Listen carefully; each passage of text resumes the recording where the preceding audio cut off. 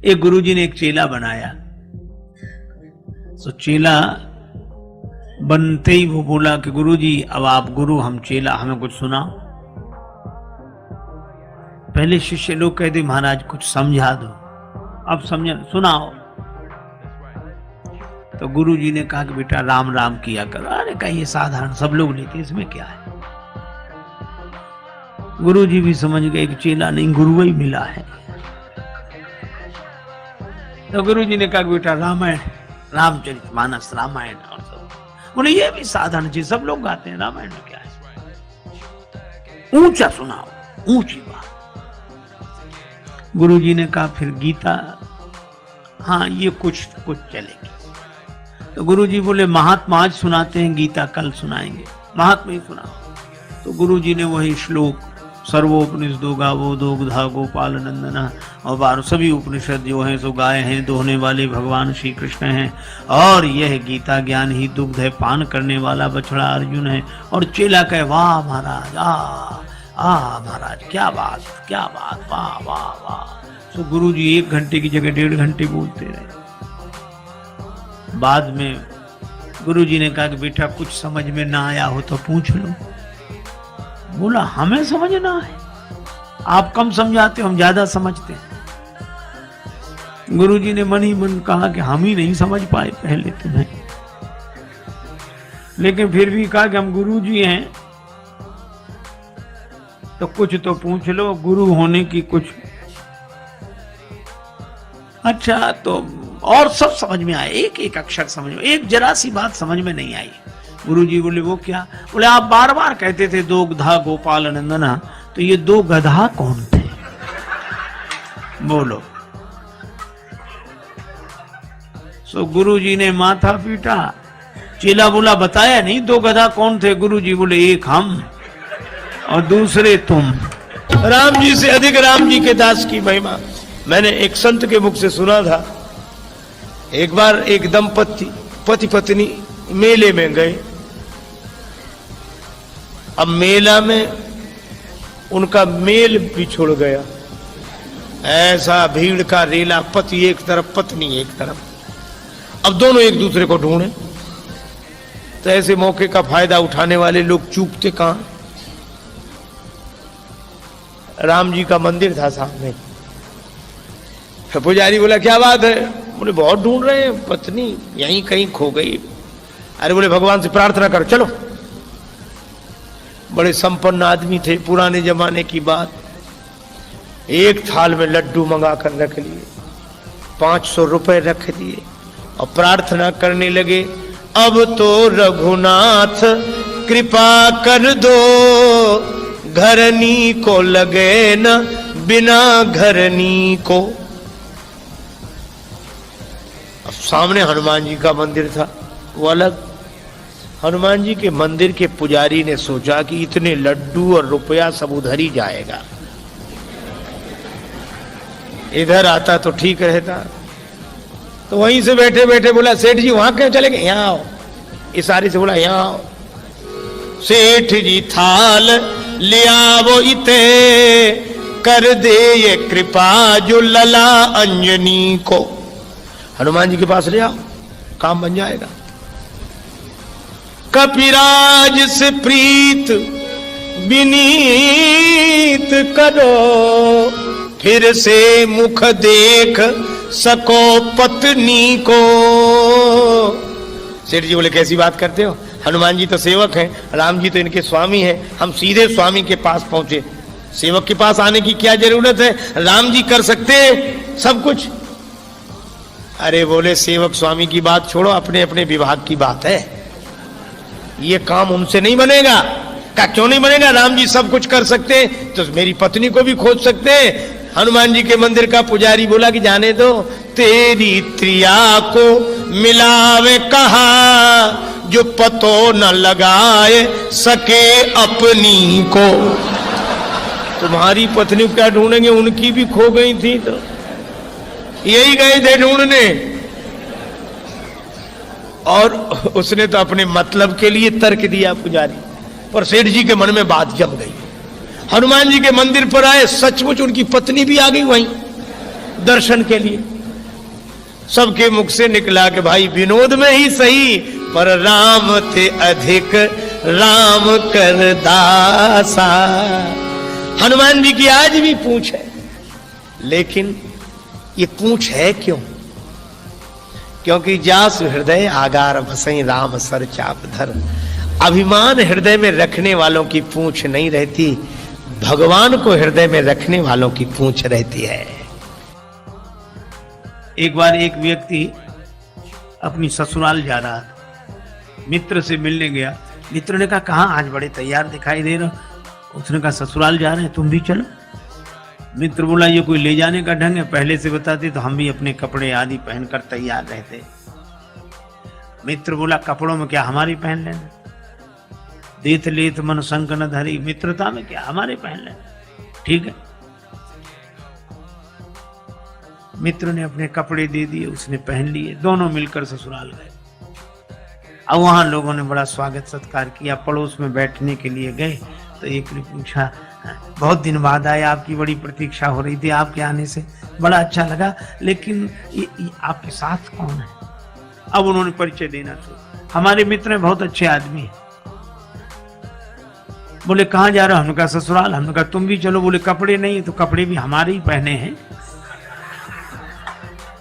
मित्र बहुत अच्छे।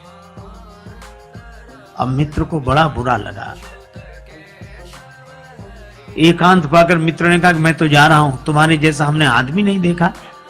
लोग हमारे बारे में पूछते कि कपड़ों के बारे में, तुम कपड़ों के बारे में काहे को बताते हो? अरे बोला अब क्षमा करो, गलती हो गई, अब नहीं बोलूंगा। अब दूसरी जगह फिर बैठने गए, लोगों ने परिचय पूछा, कहने लगे हमारे बड़े अच्छे मित्र हैं और हमने कहा ससुराल जा रहे हैं। एक ही कहने से हमारे साथ आ गए और कहते कहते निकल गया कपड़े। अब कहा कि मित्र फिर डांटेगा कि ये कपड़े, तो लोगों ने कहा कपड़े क्या कपड़े? तो बोले कपड़े ये इनके अपने हैं, ये खुद के कपड़े पहने हैं, खुद के अपने। और लोगों ने सोचा कपड़े तो सब खुद के पहनते हैं इसमें। मित्र ने फिर कहा कि अब मैं नहीं रुकूंगा। तुमने फिर कपड़ों के बारे में? तो कहा हमने तो तुम्हारे ही बताए। तो बताए क्यों? लोग हमारे बारे में पूछते कि कपड़ों के बारे में। बोला अब मैं कहूंगा ही नहीं, बिल्कुल नहीं कहूंगा। मित्र फिर रुक गया।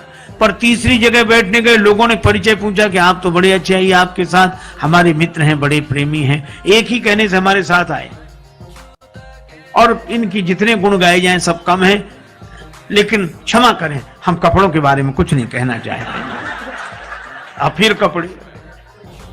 दो बड़े संपन्न श्रीमंत सेठ बैठे थे, आपस में चर्चा हुई। एक बोला हमारा नौकर बड़ा मूर्ख है, दूसरा बोला हमारे नौकर से ज्यादा मूर्ख नहीं हो सकता। तो पहले वाला बोला नमूना देखोगे? हाँ। उसने अरे इधर आओ, बुलाया, 10 रुपए दिए, जाओ बाजार से टेलीविजन ले आओ 10 रुपए में। और वो 10 रुपए लेके चला गया टेलीविजन लेने। उसने अपने मित्र का देखा, इसका ये 10 रुपए में टेलीविजन लेने जा रहा है। दूसरा बोला कि अब हमें अपने नौकर का नमूना दिखाने का अवसर दो। हाँ। उसने अपने नौकर को बोला इधर आओ। हाँ कहिए साहब। तुम ऐसा करो, ऑफिस तो तुमने देखा है? हाँ देखा है। ऑफिस में चले जाओ। हाँ तो वहां जाकर ये देखो कि हम वहां हैं कि नहीं। और दूसरा भी चला गया। मालिक दोनों हंस रहे थे कि कैसे मूर्ख है, लेकिन ये मूर्ख की पहचान जो अपने को मूर्ख समझे, जिससे अपनी मूर्खता ही समझ में ना आए। वो दोनों मिल गए वहां। नौकर मिले तो कहने लगे हमारा मालिक बड़ा मूर्ख है। क्यों?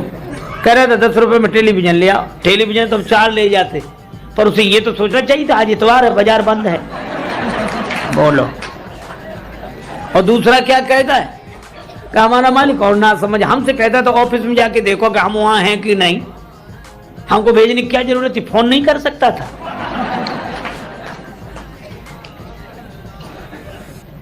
दोनों ही नहीं समझ रहे। ये विचार करो, तुम्हें भगवान ने बनाया कि भगवान को तुमने बनाया?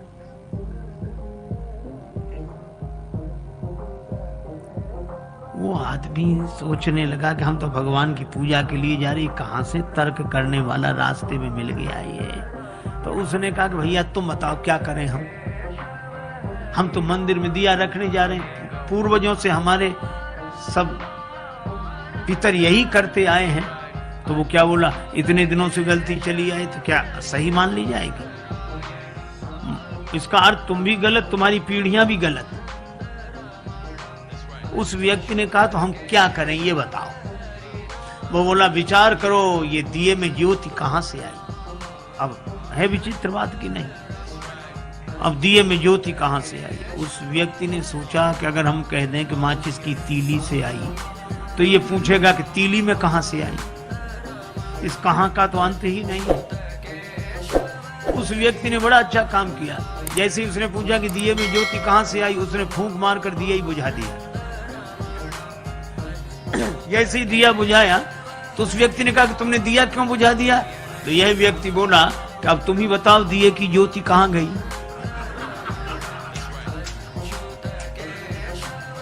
कहां गई? उसने कहा इसका क्या अर्थ? तो इस व्यक्ति ने कहा कि जहां गई वहीं से आई थी।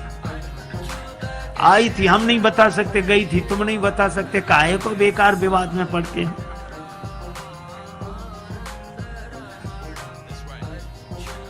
अच्छा, इस तर्क से कुछ हल भी नहीं होता, कुछ हाथ भी नहीं लगता। तर्क से आप कुछ भी सिद्ध कर दो। महाभारतकार कहते हैं तर्को अप्रतिष्ठा। इस तर्क की कोई प्रतिष्ठा नहीं है।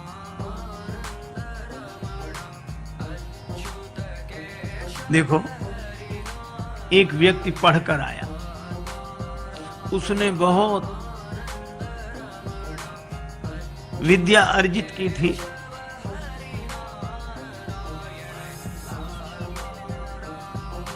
मां ने कहा कि बेटा तू अभी अभी लौटा है, स्वल्प आहार कर ले, 2 लड्डू खा ले। बेटा बोला पहले मेरी विद्या का चमत्कार देखो जो मैंने पढ़ा है।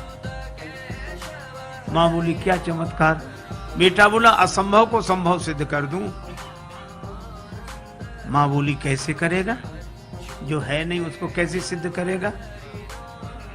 पिता भी पास आकर बैठ गया कि देखें इसकी विद्या। बेटा बोला कि लड्डू कितने रखे हैं? मां बोली 2। बेटा बोला 3। का कैसे? बोले अभी सिद्ध कर देता हूं। का गिनो। मां ने गिनना शुरू किया, 1 लड्डू में 1, दूसरे लड्डू पर उंगली रखी 2। बेटा बोला 2 और 1 3। अब मां इधर से भी गिने 1, बेटा कहे ठीक 2, बेटा तुरंत कहे 2 और 1 3। गणित का सिद्धांत, जहां 2 और 1 हुआ 3 तो होते ही हैं। अब मां ने कहा कि बेटा मैं सिद्ध भले ही ना कर पाऊं पर लड्डू तो 2 हैं। बेटा बोला सिद्ध करो तो मानो, लड्डू तो 3 हैं। उसका पिता बैठा था पास में, और पिता भी तो उसी का पिता था। उसने कहा कि बेटा तुम्हारी मां बिना पढ़ी लिखी है, समझती नहीं है, पर मुझे साफ साफ दिखाई देने लड्डू 3 है। तुमने जो सिद्ध किया बिल्कुल सही, लड्डू 3 है। अब एक काम करना। कहा क्या? कि 1 लड्डू मैं खा लूंगा, दूसरा लड्डू तुम्हारी मां खा लेगी और तीसरा तुम खा लेना।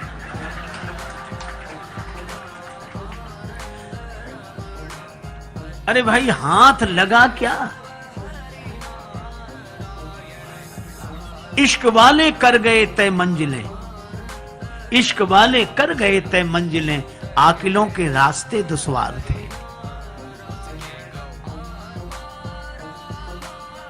एक आदमी गांव में गया, अपने मित्र के साथ घूमने निकला तो छोटा सा गांव, एक व्यक्ति तेल बेचता था, अकेला आदमी, और भीतर उसने कोल्हू चला रखा और बाहर बैठकर तेल बेचे। इस व्यक्ति ने देखा कि अकेला आदमी कैसे करता है, तो उसने कहा कि तुम ये बैल को हाँकते नहीं हो और कैसे बिना तुम्हारी चलाई चलता है? तो उस आदमी ने कहा कि बैल को मैं हाँक देता हूं और जब चलने लगता है तो बाहर आके बैठ जाता हूं। तो उसे पता नहीं लगता कि तुम पीछे हो। तेल बेचने वाले ने कहा हमने उसकी आंख पर पट्टी बांध रखी। सो तो ठीक है, लेकिन तुम बाहर बैठे हो, बैल अगर चलना बंद कर दे तो तुम्हें कैसे पता लगेगा? तेल बेचने वाला बोला हमने उसके गले में घंटी बांध रखी, चलना बंद होता घंटी बजनी बंद हो जाती, हम फिर जाके हाँक देते हैं। पर वो तार्किक मानने कोई तैयार नहीं। वो कहने लगा कि नहीं ये भी कोई बात नहीं हुई। कहा क्यों? कहा ऐसा भी तो हो सकता है कि बैल एक ही जगह खड़ा खड़ा गर्दन हिलाता रहे, एक ही जगह खड़ा खड़ा गर्दन हिलाता रहे तो भी तो घंटी बजेगी। तेल बेचने वाला हाथ जोड़ के बोला बाबूजी वह बैल है, आपकी तरह तार्किक नहीं है।